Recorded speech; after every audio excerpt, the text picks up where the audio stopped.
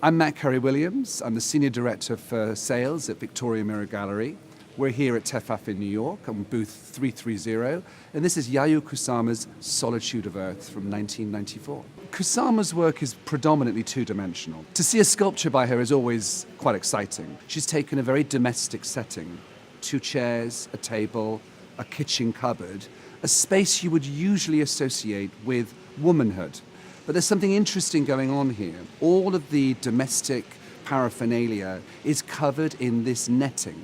And this netting is associated with her infinity net paintings. For her, we are just a little dot in an ocean of dots. And so this idea of her femininity, her womanhood, is broken down or splintered into thousands of parts by the net that covers it. It both amplifies what we're looking at, but it also obfuscates it.